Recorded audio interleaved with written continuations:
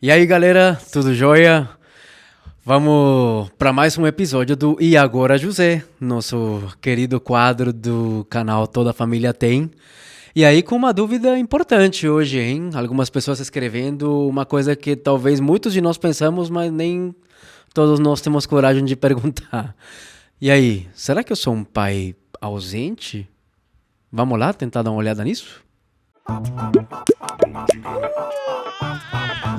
Bom, e para começar o nosso assunto, vamos diretamente com 3 perguntas que chegaram ao longo dessas semanas, justamente provocadas pelos vídeos que a gente tem produzido para vocês e que esperamos que vocês comentem, enfim, que divulguem aí nas suas redes de homens. E a primeira pergunta é bem importante.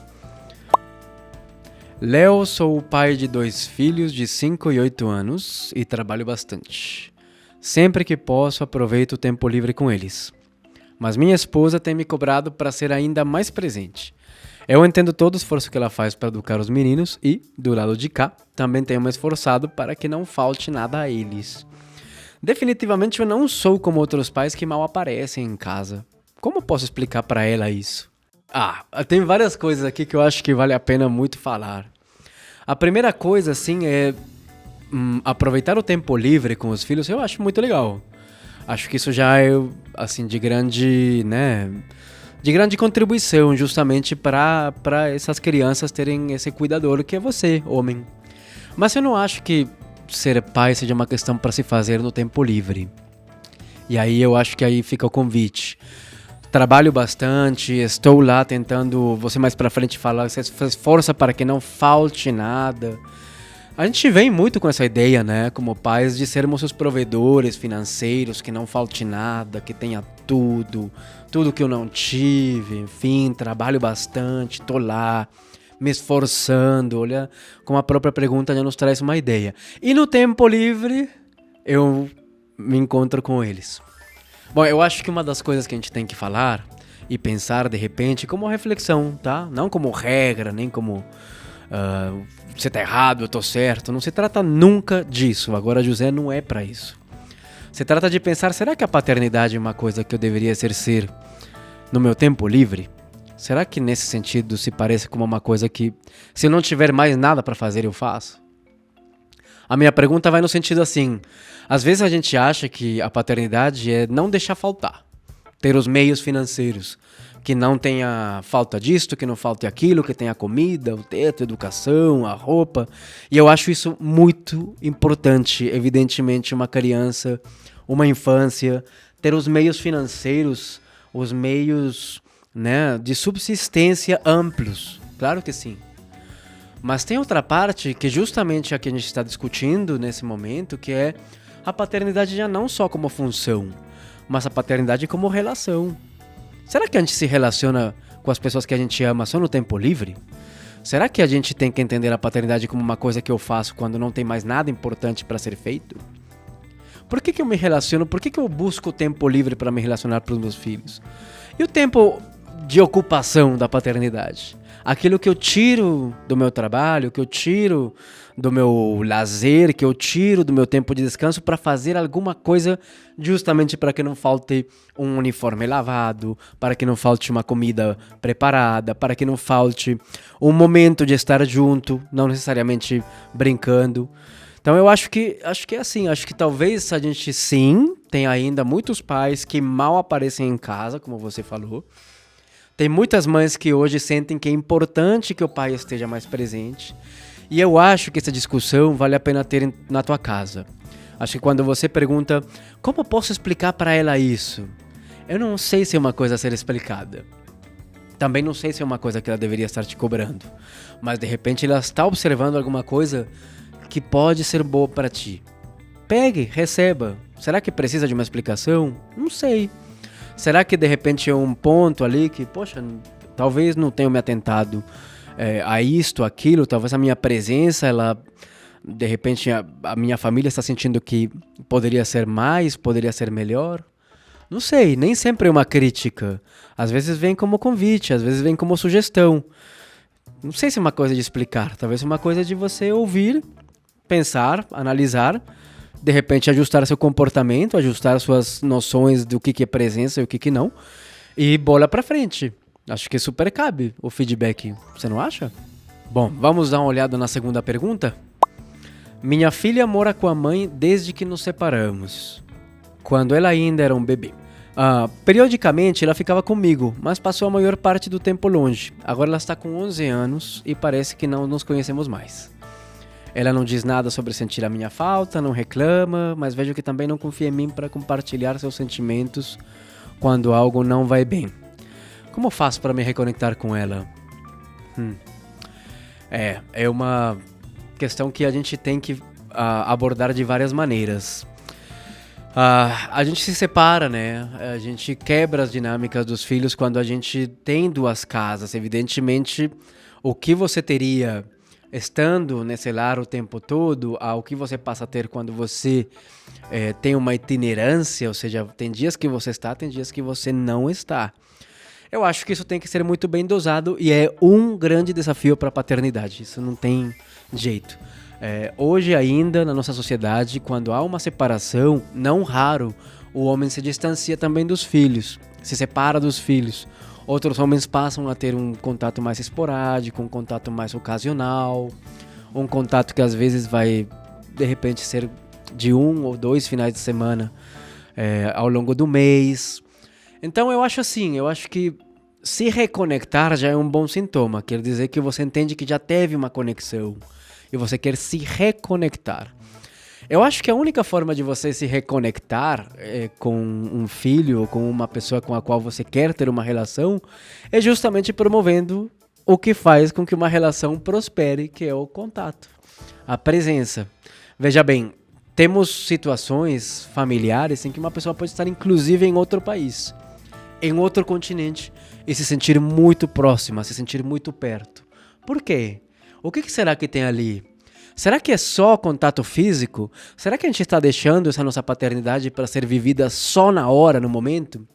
Ou será que eu tenho, por exemplo, uma preocupação ali de como você tá hoje? Eu sei que você não vem hoje aqui para casa, mas e aí, como tá? Posso te ligar? Te ligo?